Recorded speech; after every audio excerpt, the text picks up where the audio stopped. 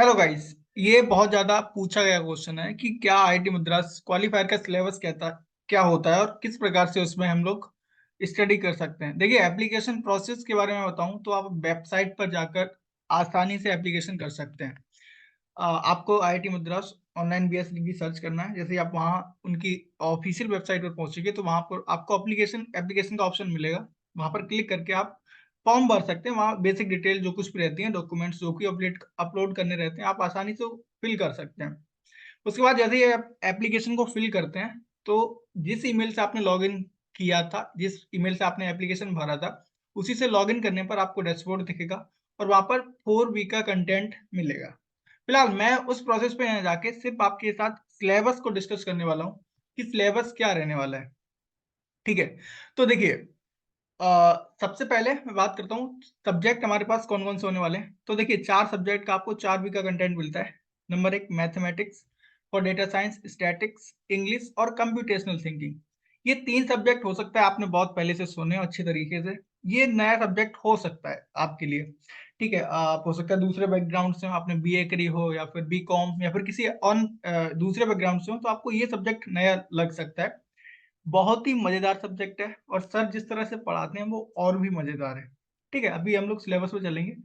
सबसे पहले देखते हैं मैथमेटिक्स का सिलेबस क्या रहने वाला है। आपने मैथ पढ़ी है नहीं पढ़ी है बिल्कुल फर्क नहीं पड़ता। हाँ, जैसे आपने अगर पढ़ी है तो हो सकता है आपको इजी लगेगा, और अगर आपने नहीं पढ़ी है तो कंपैरेटिवली थोड़ा सा टफ लग सकता है। तो ऑब्वियसली जिसने पढ़ रखी है पहले से तो इजी लगनी ही चाहिए, क्योंकि वो रिपीट कर रहा होगा। और इसने अगर जेई के लिए पढ़ रखा है तो उसको तो कोई परेशानी नहीं आनी चाहिए। बात करते हैं सिलेबस पे। तो सिलेबस शुरू कहाँ से होता है? सबसे मजेदार बात, नंबर सिस्टम। हम शुरुआत कहाँ से करते हैं? नंबर गिनतियों से स्टार्ट करके और एडवांस की तरफ बढ़ते हैं। तो बिल्कुल जीरो से शुरू होके एडवांस की तरफ जाता है। मैथमेटिक्स वन में उतना एडवांस नहीं है, वन तो बेसिकली 12th लेवल का ही होता है। कुछ पोर्शन नए हो सकते हैं लेकिन मोस्टली 12th का ही होता है, और क्वालिफायर में तो ऐसा कुछ भी नहीं होता। तो देख रख सकते हैं आप, number, rational number, real complex number, set theory, relation, prime number, degree of infinity, set collection, set operation and counting problems. तो ये वीक वन की बात कर रहे हैं मैथमेटिक्स के लिए। आप जब वीक टू में पहुंचेंगे तो फिर आप कोऑर्डिनेट सिस्टम के बारे में पढ़ेंगे, डिस्टेंस फार्मूला जो हम लोग 12th लेवल पर पढ़ चुके हैं। मैं अगेन फिर से बार बार रिपीट करूंगा, 12th लेवल पर पढ़ चुके हैं। Area of triangle, slope of line, parallel perpendicular line, representation of line, general equation, straight line, equation of perpendicular passing through points, जो कि पढ़ी हुई है ऑलरेडी। क्वाड्रेटिक फंक्शन, ये सारा पोर्शन अगर आप आसानी से देखेंगे तो सारा हम 12th लेवल तक, कुछ पोर्शन हम 10th में भी पढ़ते हैं, तो ये वही सारा पोर्शन है। वीक फोर की बात करें तो again polynomial, degree of polynomial, algebra, ये सब सब कुछ पढ़ा पढ़ाया है। बस आपको करना क्या है? क्वेश्चन प्रैक्टिस आपको करनी है। यहाँ जब जैसे ही आप एप्लीकेशन करते हैं तो वीक वन से लेके वीक फोर तक आपको पूरा पढ़ाया जाएगा। तो कोई परेशानी वाली बात नहीं है, आपको आता है नहीं आता है, बस सीखने की इच्छा होनी चाहिए तो आसानी से सीख जाएंगे। अगेन दूसरा subject statics for data science. Again statics one है ये, स्टैटिक्स टू भी है, मैथमेटिक्स टू भी है, जो कि बाद में पढ़ने जब इनको कंप्लीट कर लेंगे तब मिलेगा आपको पढ़ने के लिए। तो स्टैटिक्स वन में फिर से बेसिक से शुरू करता है, बिल्कुल सिंपल बिल्कुल इजी, जीरो से स्टार्ट होता है। और आप इन टॉपिक्स को देख सकते हैं, क्लासिफिकेशन है, स्केल ऑफ मेजरमेंट है। उसके बाद कुछ ट्यूटोरियल मिलने हैं, आप मिलते हैं जैसे गूगल स्प्रेडशीट। आपने एक्सेल पढ़ा होगा तो बिल्कुल मिलता जुलता सॉफ्टवेयर हो सकता है आप जानते भी हो किस तरह से फॉर्मूला यूज करते हैं और किस तरह से उनको डाउनलोड अपलोड कर सकते हैं। ये वीक वन का कंटेंट। अब एक बार याद रखेंगे कि ये कंटेंट है ना, वो मेरे टाइम का है। हो सकता है अब थोड़ा बहुत एक दो टॉपिक चेंज हो जाता है या फिर वीक वाइज आगे पीछे हो जाता है, लेकिन ओवरऑल आइडिया मैं दे रहा हूँ आपको किस तरह से हो सकता है। ये उस टाइम का, जब मैंने क्वालिफाई दिया था तो ये उस टाइम का कंटेंट है।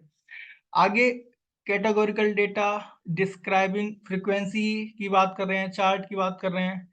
ये हो सकता है आपके लिए नए नए टर्म हो सकते हैं, बट ऐसा कुछ है नहीं इनमें, कुछ रॉकेट साइंस नहीं है, बहुत बेसिक से कॉन्सेप्ट है। आसानी से आप थोड़ा सा कंसल्टेशन करेंगे तो समझ में आ सकता है। और हो सकता है अगर मैथ के बैकग्राउंड के हैं तो कोई परेशानी वाली बात है नहीं। Chart, misleading graph, sum if, ये गूगल, फिर से हम गूगल शीट्स के बारे में थोड़ा सा पढ़ेंगे। आगे आगे describing numerical data, mean, median, mode, बहुत इजी चीजें हैं, range, variance, percentile, outlier, box plot, ये दो ट्यूटोरियल आपको देखने को मिलते हैं। उसके बाद एसोसिएशन बिटवीन टू वेरिएबल, दो वेरिएबल से बीच में, ये थोड़ा सा मैं यहाँ कहूंगा आपको इन पर थोड़ा सा फोकस रखना, क्योंकि ये मशीन लर्निंग के पर्सपेक्टिव से बहुत ज्यादा इंपॉर्टेंट हो जाते हैं। बाकी भी इंपॉर्टेंट है, लेकिन ये जो कोरिलेशन है, एसोसिएशन बिटवीन टू वेरिएबल है, ये थोड़ा सा इंपॉर्टेंट टॉपिक है। उसके बाद scatter plot, covariance, correlation, fitting line, association between category, numerical variable, ये भी आप इनको देख सकते हैं, मतलब देखना क्या, पढ़ना ही पड़ेगा। हाँ, इंग्लिश की बात करूंगा तो अगेन इंग्लिश फिर से बहुत इजी से शुरू करेंगे, बिल्कुल जीरो से शुरू करेंगे और एडवांस की तरफ पहुंचेंगे। इंग्लिश के सिलेबस में आपको बेसिक ग्रामर, अल्फाबेट, आप कहेंगे एबीसीडी, हाँ बिल्कुल एबीसीडी अल्फाबेट पढ़ना है। और उसके बाद उनको कैसे प्रोनाउंसिएशन कैसे किया जाता है उनका। तो इस मतलब मोस्टली ये जो पार्ट है ना, इंग्लिश फर्स्ट और इंग्लिश सेकंड, दोनों ही कोर्स का ऑब्जेक्टिव है आप आपकी इंग्लिश को इम्प्रूव करना, चाहे वो स्पीकिंग हो चाहे वो राइटिंग हो। और एग्जाम में भी आपको ईयरफोन लेके जाना पड़ता है, तो जो आप सुनते हैं उसको आपको उसके बेसिस पे आंसर देने होते हैं। तो मतलब कि कुल मिलाकर लिसनिंग, स्पीकिंग एंड राइटिंग तीनों एस्पेक्ट पे फोकस करता है।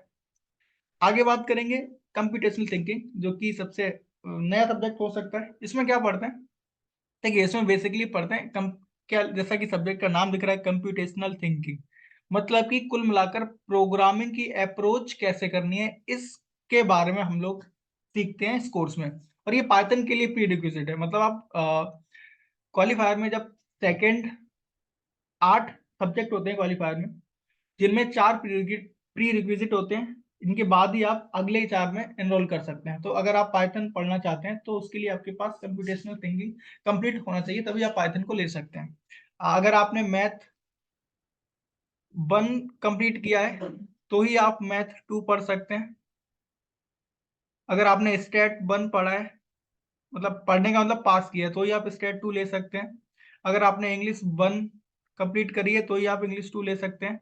ऐसे ही अगर आपने कंप्यूटेशनल थिंकिंग कंप्लीट करी है तो ही आप पाइथन पढ़ सकते हैं। तो ये प्री रिक्विजिट है बाकी 4 सब्जेक्ट के लिए। तो ये कंप्यूटेशनल थिंकिंग पाइथन के लिए क्या पढ़ते हैं, बहुत इजी से, अगेन बहुत मजेदार सर पढ़ाते हैं। सर एकदम से जिस आइडिया से पढ़ाते हैं, पढ़ के ही मजा आता है। हो सकता है अगर आपको आता है तो थोड़ा बोरिंग लग सकता है, लेकिन अगर नहीं आता है तो बहुत मजेदार रहता है। डेटा सेट किस तरह से उनको आइटरेट करते हैं, condition, flow chart, sanity of data, introduction to data set, सब ये आप देख पा रहे हैं ना, बहुत इजी इजी से टॉपिक है। हो सकता है आपके लिए नए लग रहे हो, लेकिन आप पढ़ेंगे तो आपको लगेगा हाँ ठीक है।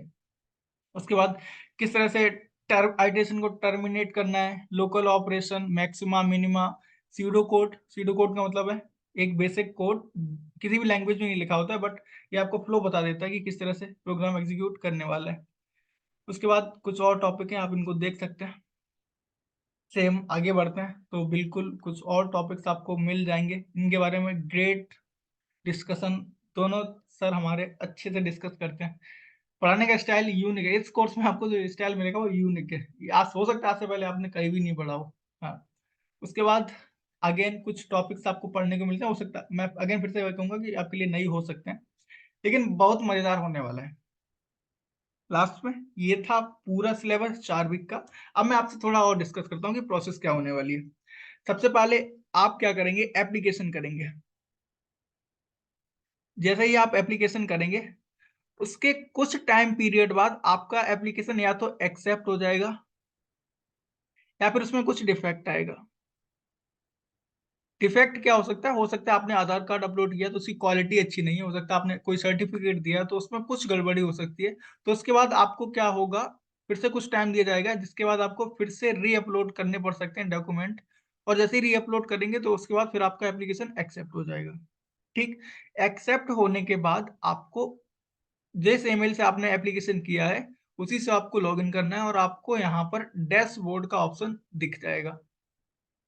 यहाँ पर आपको कुछ ऑप्शंस दिखेंगे और यहाँ पर एक ऑप्शन आएगा माय करंट कोर्स। जैसे ही आप वहां क्लिक करेंगे तो आपको ऐसे करके 4 कार्ड दिखेंगे जो आपके हर एक सब्जेक्ट से रिलेटेड होंगे।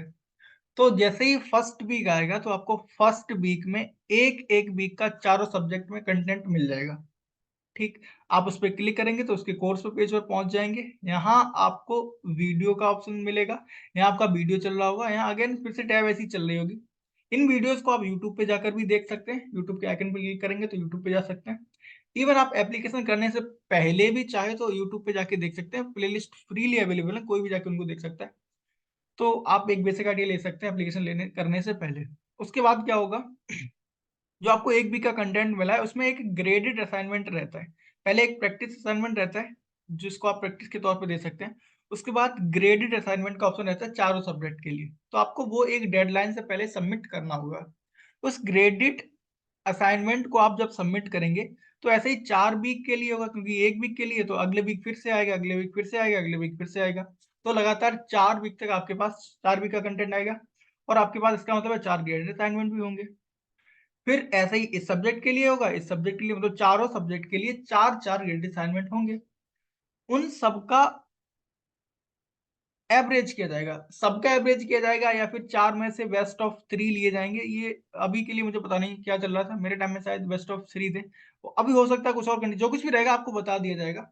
तो उन उन सबका एवरेज लेके आपका एवरेज शायद 40% से अगर ज्यादा रहता है ग्रेड असाइनमेंट का, तो आप एंड टर्म देने के लिए एलिजिबल हो सकते हैं। ये हो सकता है, आप दोबारा चेक कर लेना। मैं फिर से वही बता रहा हूँ, जो मेरे टाइम था तो तब 40% था, अभी भी शायद 40% ही होगा।